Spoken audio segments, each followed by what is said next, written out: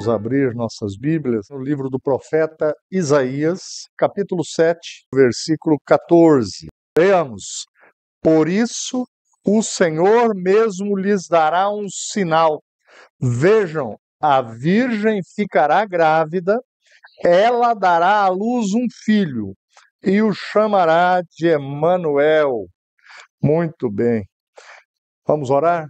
Senhor, estamos felizes porque estamos na Tua presença. Estamos alegres porque estamos diante da Tua palavra.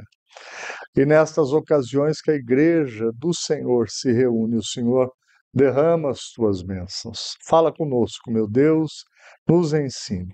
Nós oramos em nome de Jesus. Amém. Uma promessa antiga é o tema que eu quero tratar nessa noite. Olha, 3.200 anos antes de nascer e viver o profeta Isaías, Deus havia dado uma promessa para toda a humanidade. Lá em Gênesis 3,15, Deus havia dito que nasceria da mulher um descendente que pisaria a cabeça de Satanás, a cabeça da serpente. E agora, 750 anos antes de Cristo, Deus reforça essa promessa, mais uma vez, falando que vai nascer um menino de um modo milagroso. Diante da dificuldade do rei da época, que era o rei Acás, filho de Uzias, esse rei tinha uma dificuldade muito grande de acreditar nas promessas de Deus, na palavra de Deus. Ele estava vivendo um período de uma instabilidade muito grande.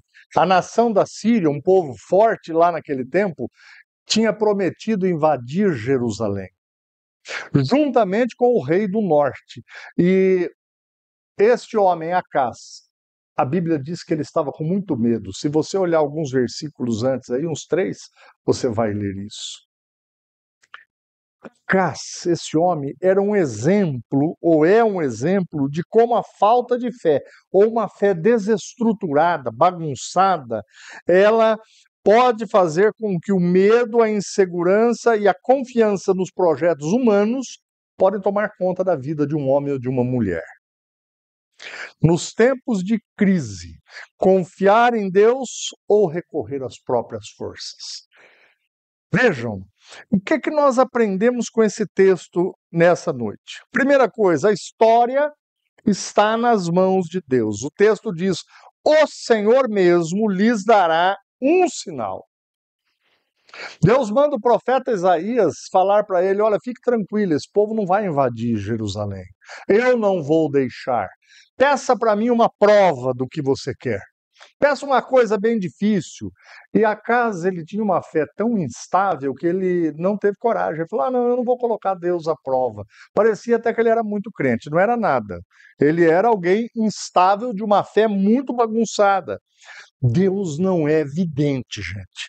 Deus não é cartomante. Deus é Deus. Ele é o Senhor de toda a história. Só Ele pode dizer: 750 anos antes, vai nascer um menino de uma mulher virgem, de um modo sobrenatural.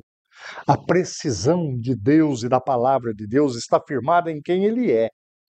Ele é o único Deus. A Bíblia diz que, agindo Ele, quem impedirá? Quem impedirá as mãos de Deus de curar, de transformar uma vida, de abrir uma porta de trabalho, de mudar a história de uma família toda? Este sinal, como eu já disse, foi anunciado a Acás. A palavra de Deus, toda vez que é lida, ela é poderosa. Creia nisso.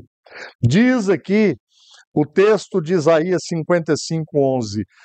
O mesmo acontece à minha palavra, eu a envio e ela sempre produz frutos. Ela fará o que eu desejo e prosperará aonde quer que eu a enviar. Podemos confiar em Deus. Toda a nossa história está nas mãos de Deus. Quantas vezes a gente ouve histórias de pessoas que era para viajar para um determinado lugar, ou o carro quebrou, ou o ônibus atrasou e não pôde ser possível aquela viagem, ou o avião, a pessoa perde o voo por poucos segundos. Isso não é coincidência, isso é Deus agindo na vida das pessoas. Talvez até você que está aqui hoje já teve alguma situação semelhante a essa. Algo que você ia fazer não pôde se concretizar, mas Deus estava, na verdade, livrando eu e você de uma situação perigosa. Se toda a história, gente, está nas mãos de Deus, a ponto dele anunciar 3, 4 mil anos antes o que irá acontecer, isso também inclui cada detalhe da nossa vida individualmente. Segundo lugar, o ser humano está nas mãos de Deus, não apenas a história. Diz o texto: a virgem ficará grávida. Todo o nosso ser está nas mãos de Deus, corpo e alma. Integralmente o ser humano está nas mãos de Deus. Davi, ele sabia disso porque ele escreveu assim: tu formaste o meu interior e me teceste no ventre da minha mãe. Tu me observavas quando eu estava sendo formado em segredo. Enquanto eu era tecido na escuridão, tu me viste quando eu ainda estava no ventre. Cada dia da minha vida estava registrado em teu livro. Cada momento foi estabelecido quando ainda nenhum deles existia. A minha vida, a sua vida está totalmente desvendada diante dos olhos de Deus. Veja, uma virgem, uma moça, uma jovem que nunca teve relacionamento com ninguém, isso há 2000 anos atrás. Como é que fica grávida uma moça dessa? Não foi em um laboratório, não foi um médico que fez ali uma inseminação nela, nada disso. Foi milagrosamente mesmo. Houve concepção sobrenatural. Deus tem tudo e tem todos nas suas mãos. Mateus vai registrar o seguinte, no capítulo 1, 22. Tudo isso aconteceu para cumprir o que o Senhor tinha dito por meio do profeta. Vejam, a virgem ficará grávida e dará um filho. E chama Emanuel, significa Deus conosco. Aqui já é Mateus falando do que havia acontecido, do nascimento de Jesus. Deus tem domínio e poder sobre todos os homens e integralmente, corpo e alma. Refugie-se no Senhor. Busque refúgio em Deus, aquele que é o Todo-Poderoso, aquele que faz aquilo que a gente nem imaginar consegue. Em terceiro lugar, Deus conduz tudo para o bem. Na vida de todos os seres humanos, Deus conduz todas as coisas para o bem. O texto do versículo que lemos diz: ela dará à luz um filho.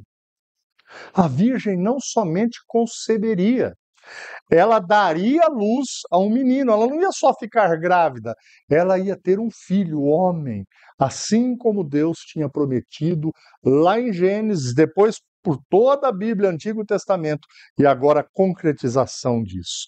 O menino cresceria e seria o Salvador. Ele nasceu, cresceu semelhante a você, semelhante a mim. Jesus sentiu todas as sensações que um ser humano pode sentir. Ele sentiu dores, certamente ele teve febre, garganta inflamada, pegou espinho no pé, teve dor, teve sono, teve fome. Tudo isso a Bíblia registra para nós. Ele foi um homem do meu jeito e do seu jeito, um ser humano integralmente. Jesus salva todo pecador que recebe a ele. Todo ser humano que coloca-se na presença de Jesus, necessitado e dizendo: Senhor, me ajuda, me salva, muda a minha vida. Jesus salva. Diz a palavra de Deus assim, ó, Mateus 10. Quem me reconhecer em público aqui na terra, eu o reconhecerei diante de meu Pai que está no céu. Mas quem me negar aqui na terra, eu também o negarei diante de meu Pai que está no céu. Alguém pode pensar, mas eu nunca neguei Jesus. Eu não teria coragem de fazer isso. Mas você já o confessou? Você já se posicionou diante dele, diante dos homens e do inferno, e disse: eu creio em Jesus Cristo como meu Senhor e Salvador. É disso que Jesus está falando. Ele nos conduz até o fim para o nosso bem. Mesmo que a nossa vida, porque a nossa vida não é uma vida totalmente estável depois que nós cremos em Cristo. Não é. Mas mesmo com todas as dificuldades, com todos os altos e baixos, Jesus nos conduz até o final dessa jornada. É uma viagem segura com Jesus. O apóstolo Paulo registrou assim em Filipenses 1:6. Tenho certeza de que aquele que começou a boa obra em vocês irá completá-la até o dia em que Jesus Cristo voltar. Você consegue perceber que isso é especial?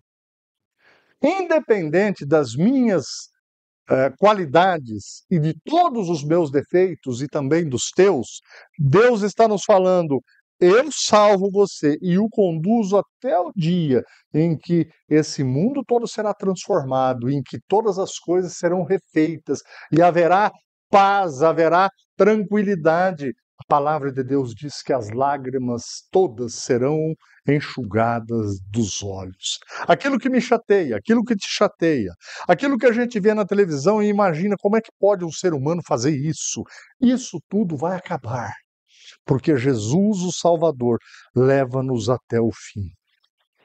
Não desanime. Não desista nunca, não importa o que você está vivendo, não importa as frustrações pelas quais você passou, Deus está te dizendo: eu vou conduzir tua vida até o fim, e isso vai ser de um modo bom, porque Deus é sempre bom. Jeremias 29, versículos de 11 a 13, porque eu sei os planos que eu tenho para vocês, diz Deus, são planos de bem e não de mal, para lhes dar o futuro pelos quais vocês anseiam. Naqueles dias, quando vocês clamarem por mim em oração, eu os ouvirei. Se me buscarem de todo o coração, me encontrarão. Deus tem bons pensamentos e bons planos para nós. Eu quero dar contar uma história aqui de uma decisão pessoal que eu tive que fazer uma vez na nossa família, em que a gente percebe o cuidado de Deus conosco. Eu estava desempregado, isso há vários anos, e eu estava trabalhando de mototáxi para não faltar nada na minha casa. E eu tinha qualificação para outras coisas bem melhores, mas naquele momento era o que tinha. E aí surgiu para mim um convite para trabalhar de vendedor da Lacta. Era esse o ramo que eu sempre atuava. E eu achei aquilo ótimo. Aí o representante foi na nossa casa, me levou os materiais e tudo mais, me falou a região é essa e tudo tal. Mas quando foi de domingo para segunda, eu não dormi bem. E a segunda-feira eu tinha que sair viajar. E quando eu cheguei na garagem, com todo aquele material, estava tudo dentro do carro, a minha mala e tudo, eu falei assim: Simone, para minha esposa, eu não estou me sentindo bem com essa situação. Eu não tenho paz, eu não dormi. Ela falou: pois eu também não. Tiramos as coisas do carro, eu agradeci o homem, liguei para ele, ele veio, buscou material. Naquela época eu me lembro que passou o seguinte pensamento por minha cabeça: olha, as pessoas podem achar que ou eu não gosto de trabalhar, ou eu sou muito arrogante. Rejeitar um emprego de vendedor da Lacta. Mas depois de alguns dias tomada essa decisão, onde eu não encontrei paz para dormir, bateu na nossa porta a Bombril, a distribuidora da Bombril, falando assim: nós precisamos de alguém, você tem o perfil para isso. E graças a Deus eu fui muito bem acolhido nessa distribuidora da Bombril e a nossa vida foi muito bem. Eu estou contando isso para a gente entender o seguinte: quando você tiver alguma coisa difícil para resolver, coloque na presença de Deus em oração, ore, porque às vezes o que parece ser uma bênção não é. E depois eu fui gerente da Bombril lá naquela região que ele queria que eu fosse para a Lacta. Gente, não para chocolate inteiro naquele lugar. É muito quente, a região de Paracatu é uma região igual aqui. Vocês já viram como é que é a luta do povo aqui para deixar o chocolate mesmo? Na casa da gente o negócio derrete. Não ia ser bom para mim naquela época. Deus tem que nos dar paz e Ele cuida da gente. E para nos conduzir assim para o bem, Jesus está sempre conosco. O texto diz assim: e o chamará de Emanuel. Mesmo diante da incredulidade daquele rei Acás, Deus mostrou sua fidelidade anunciando a vinda do Emanuel, que traduzido significa Deus conosco, Deus com a gente. Não encontramos isso em religião nenhuma, gente. Pode olhar nos textos bíblicos, pode estudar a história, pode estudar antropologia, pode buscar onde que existe uma religião que o Deus ou os deuses vivem junto com aqueles que neles creem. Não existe. Os gregos, eles sambavam, para a gente entender, todos os anos, para não desagradar os seus deuses. Os deuses gregos, eles eram sistemáticos. De vez em quando, um deles lá ficava com raiva e mandava raio na cabeça dos outros. E é assim até os dias de hoje. Esse homem aqui, o rei Acás, ele tinha uma fé tão desequilibrada que ele se tornou um idólatra. Ele adorava outros deuses da região ali de Jerusalém, de tal maneira que ele ofereceu filhos para serem sacrificados e agradar a deuses. Nós temos visto muita gente colocando sua confiança em outros deuses. Os cananeus, vizinhos de Israel, eles eram assim. As entidades místicas que existem hoje, pode ver, tem que agradar eles. A pessoa fala, oh, você vai precisar trazer aqui um frango, você tem que trazer uma garrafa de tal, uísque, não sei o que. Para quê? É porque a entidade está pedindo.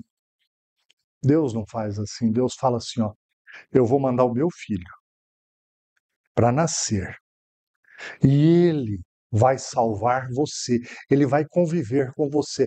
Jesus foi para aquela cruz para nos salvar, Jesus ressuscitou, o Jesus homem, 100%, e Jesus Deus está no céu aguardando o tempo para refazer todas as coisas, julgar a humanidade e fazer novos céus e nova terra. Jesus promete que ele estará sempre conosco. Ele diz assim, ó: portanto, vão e façam discípulos de todas as nações, batizando-os em o nome do Pai, do Filho e do Espírito Santo. Ensine esses novos discípulos a obedecerem a todas as ordens que eu lhes dei. E lembrem-se disto: estou sempre com vocês até o fim dos tempos. Jesus é o Deus conosco. Agora, Deus apenas não vê de longe.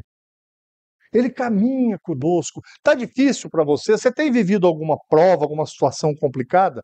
Pois saiba que se você crê em Jesus, Ele está sempre junto com você.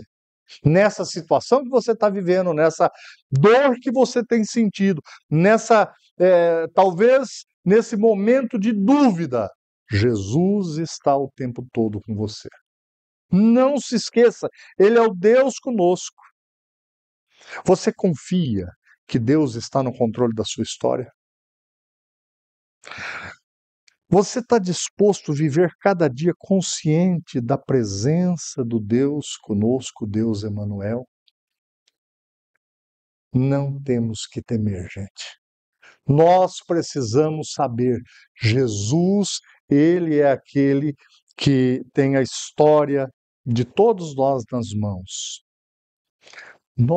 O nosso corpo, a nossa saúde, a nossa alma está nas mãos de Jesus. Ele conduz nossa vida para o bem, mesmo que em alguns momentos a gente não perceba isso. E Ele deseja estar conosco sempre e ser reconhecido todos os dias. Que esse mesmo Jesus te dê paz hoje, te dê um coração cheio de tranquilidade. Às vezes a gente não entende isso, mas o nosso Deus cuida da gente assim. Amém? Feche seus olhos, eu quero orar com você, pedir a Deus que abençoe sua vida. Quando a gente vai na igreja, como vocês vieram hoje aqui, nós nem sabemos o que é que Deus vai falar conosco por meio da palavra dele. Mas Ele sabe. Eu não sabia quem estaria aqui. E quando eu estava preparando essa mensagem, Deus primeiro falou comigo. Mas eu tenho certeza que Ele fala com você. E falou com você essa noite. Feche os teus olhos, coloque-se diante de Deus assim, ó. Senhor, eu preciso da tua ajuda nesse aspecto, nessa área. E ele vai responder para você. Eu tenho certeza disso. Vamos orar. Pai, te agradecemos, porque nós somos todos cheios de falhas, temos qualidades, mas temos muitos defeitos, e o Senhor conhece todos eles. O Senhor nos conhece melhor que nós. E mesmo assim, o Senhor nos traz uma palavra tão abençoadora, de que tudo está em suas mãos, de que o Senhor se importa conosco, de que o Senhor está conosco, e o Senhor fará com que tudo termine bem. Obrigado, meu Deus. Aqui está o teu povo, aqui estão as pessoas que ouviram a tua palavra, e o Senhor sabe o que cada coração está colocando diante de ti agora. Clamamos, derrama a tua bênção, Senhor. Ó meu Deus, que nesta semana que se inicia nós possamos ver o sinal das tuas mãos acompanhando-nos naquilo que fazemos, naquilo que temos que fazer, naquilo que precisamos, porque o Senhor é Deus que conhece todas as coisas. Nós queremos descansar no Senhor. Nós oramos, meu Deus, e colocamos a vida destas pessoas que aqui estão, das pessoas que porventura vão ouvir esta mensagem em um lugar talvez tão longe que a gente nem imagine. Que esta palavra traga tranquilidade aos corações. Oramos em nome de Jesus. Amém.